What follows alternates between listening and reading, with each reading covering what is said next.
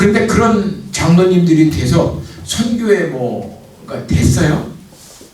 더 선교에 어려움만 되고. 근데 그냥 우리 청와대에서 뭐 기독소리가 들리게 하자 뭐 하자. 그래서 내가 그런 이야기를 하고 같이 모이고 막 그 일 하는 목사님들에게 청와대는 정치하는 곳이지 예배하는 곳 아닙니다. 우리 지도 우리를 잘 이끌어갈 정치 지도자를 뽑는 것이지 교회 지도자 뽑는 거 아닙니다. 그러면 나만 이상한 사람 되더라고요. 근데 정말로 오늘 우리가 교회를 위해서 산다라고 하는 것, 복음을 위해서 산다라고 하는 것은 지금 이 시간에 내가 가장 성도다운 삶을 살아가는 것이 전도고 선교예요.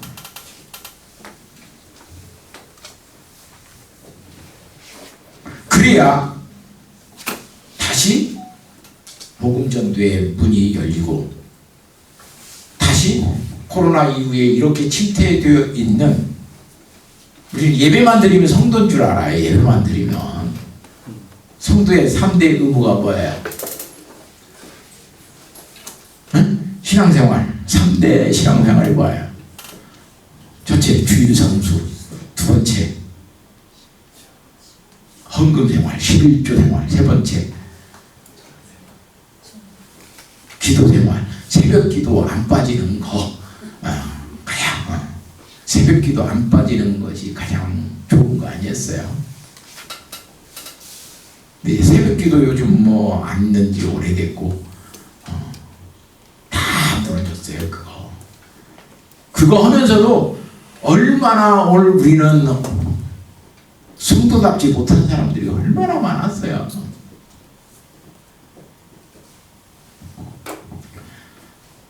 자, 여러분들이 이 선교사들이 와서 복음을 전했던 그건 정말로 우리 호남선교는 굉장히 순수한 의미로 그들이 왔어요. 그리고 그 순수한 복음을 받아들이고 오늘 우리는 지금까지 신앙생활을 하고 그렇게 교회가 세워졌어요. 이 교회를 세워가려고 하는 것은 힘에 의한 선교. 우리가 잘 살고 잘 먹고 그래서 복음이 선포되는 것이 아니라 오늘 지금 이 순간에 여러분이 주어진 삶 속에서 성도라고 하는 삶을 살아가지 아니하면 전도할 수 없고 선교할 수 없다라고 하는 거예요.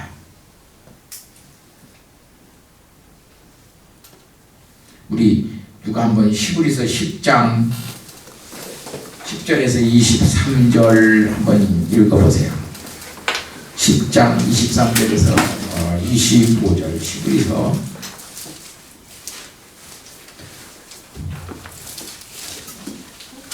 10장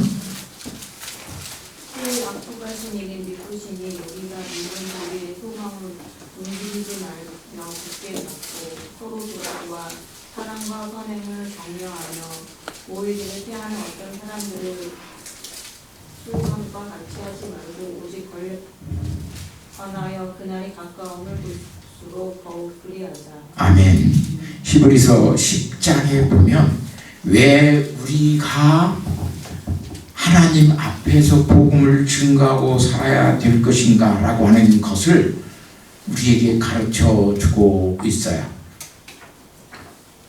또 약속하신 이는 믿으시니 우리가 믿는 도리의 소망을 움직이지 말며 굳게 잡고 서로 돌아봐. 약속하시는 이 믿으시니 이게 누구예요? 예수님이에요. 우리가 믿는 도리와 소망을 움직이지 말며 굳게 잡고 성도들끼리 여기 서로 돌아봐 사랑과 선행을 격려하며 뭘 하라고요? 모이기를 피하는 어떤 사람들의 습관같이 하지 말고 오직 권하여 그날이 가까움을 볼수록 더욱 그리하자.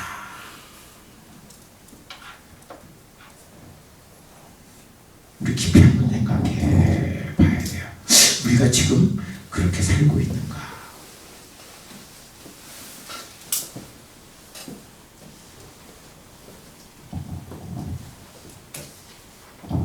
제 1년 후배들은 동생이 있어요. 그는 목사 아들이었어요. 그래서 목사가 되기 위해서 신학교에 신대원에 들어왔어요. 그리고 신대원의 과정을 마치고 목사 안수를 받기 위해서 강도사 인원을 받기 위한 그 해에 아버님이 섬겼던 교회가 분쟁이 일어났어요. 반대측에 있는 장로 측에서는 깡패들을 동원해서 강대상에 진입을 하고 아버지를 끌어내리고 그런 일들이 벌어졌어요. 그 아버님이 아버님 밑에 제자였기 때문에 저의 선친 아버님의 제자였기 때문에 아버지에게 와서 그렇게 이야기를 해요. 목사님, 제가 사임하고 나가야 되겠습니다. 왜? 그랬더니 내가 여기서 조금만 더 하면 내 아들들이 살인자가 되겠습니다. 그러면서 다리를 이렇게 걷어오는데 얼마나 짓밟고 그랬는지 목사님 다리가 시퍼렇게 그들에게 멍들어 있었더라고요.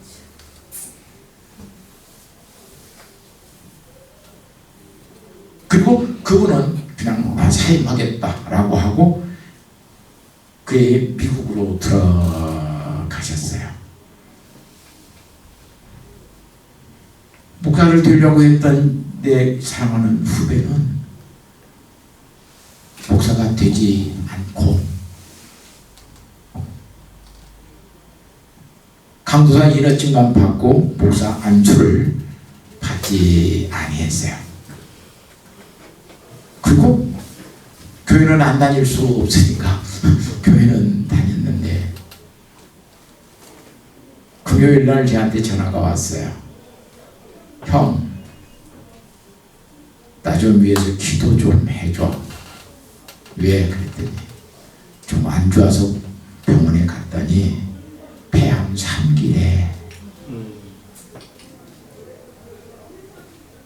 그 이야기를 듣고 옥장이 무너지는 것 같았어요.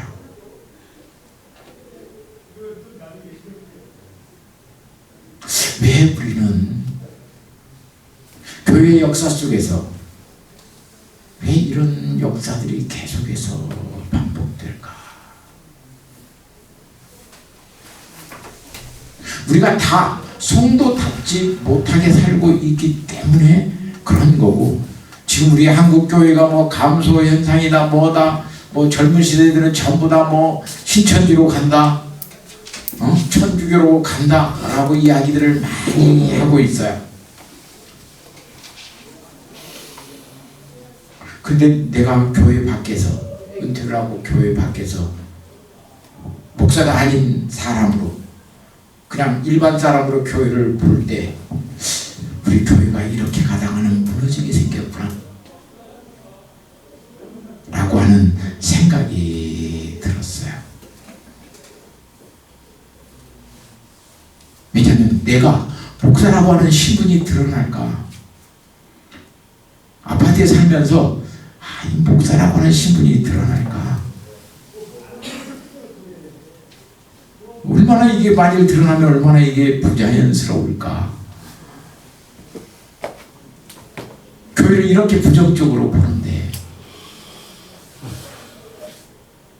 그런 안타까운 마음이 내게 있어요. 여러분들이 교회의 역사를 알고 신앙생활을 하면서 반드시 우리 직분자들로서 지켜내야 할 가장 귀중한 것은 그날이 가까움을 볼수록 더욱 그리하자.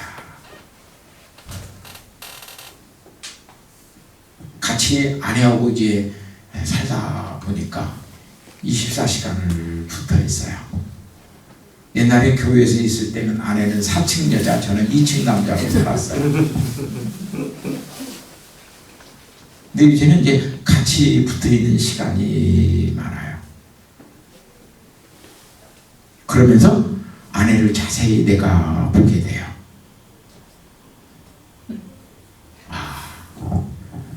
아내가 굉장히 외로웠겠다.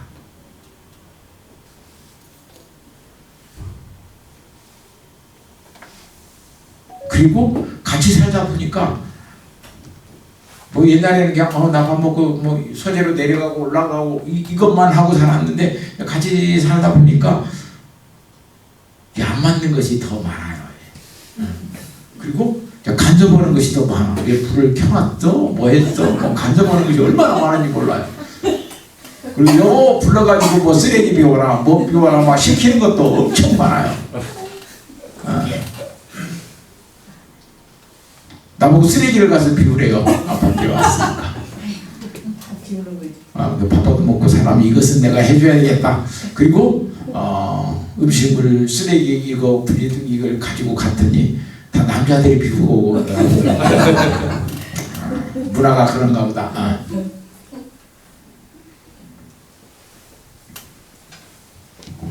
내가 그랬어요. 이번 뭐 수요일 날인가 뭐 우리 손자 손녀들 뭐 그 유치원에서 그 재림잔치를 하는데 할머니 할아버지만 오셔야 된대요. 그래서 아내는 거기 못 들어가려고 그러냐 가지 말자 그러더라고요. 거기 가면 뭐 동네 사람들이 다 또 알아볼 거고 뭐 이제 가지 말자. 내가 그랬어요. 우리가 자들의 재롱잔치를 얼마나 볼 수 있을까? 당신 오고 나오고 화승질 내지 말자. 당신 오고 나오고 살 날이 얼마나 있을까? 주님의 재림도 가까우지만 우리의 죽음도 가까이 오고 있다. 그러니 너무나 나한테 뭐라고 하지 말고 그냥 당신 내가 못하는 것 있으면 당신이 해줘. 화장실에 가서 불 안 끄고 나올 수가 있지. 불 안 껐다고 혼나고.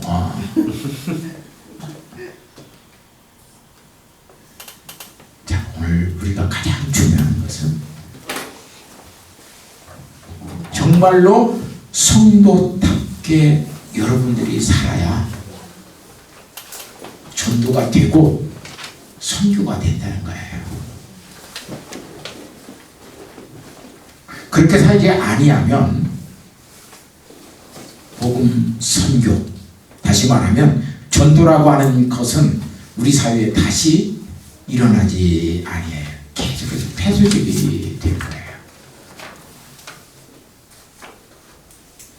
솔선수범해서 먼저 지역 주민들에게 예수 믿는 삶을 보여주세요.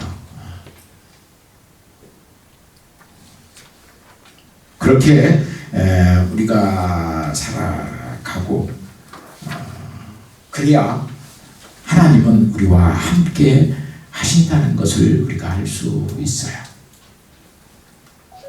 여러분들이 꼭 알게바의 모든 것들 있고 특별히 오늘 호남 선교에 대한 지금 우리 지역에 어떻게 복음이 전래되어 있는가를 여러분들이 잘 읽어보면 교회 하나하나가 이게 세워진 것들이 얼마나 귀한 역사인지를 몰라요. 그래서 교회를 더 사랑하고 예수 믿는 사람들을 더 사랑하고 아끼고 그렇게 살아가는 우리 직분자들이 되어지고 교회의 복음 선교에 앞장서는 그런 훌륭한 믿음의 동역자들이 되시기를 예수님의 이름으로 부탁하고 축복합니다. 기도하겠습니다. 하나님 아버지 감사합니다.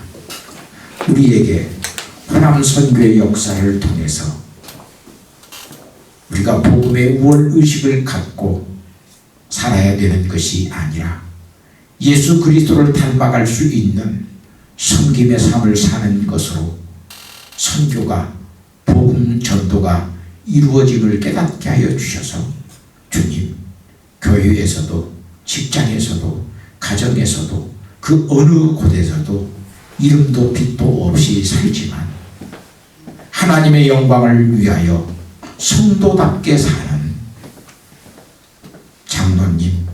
집사님, 권사님, 성도들 되게 하옵소서. 예수님의 거룩하신 이름으로 기도하옵나이다. 아멘.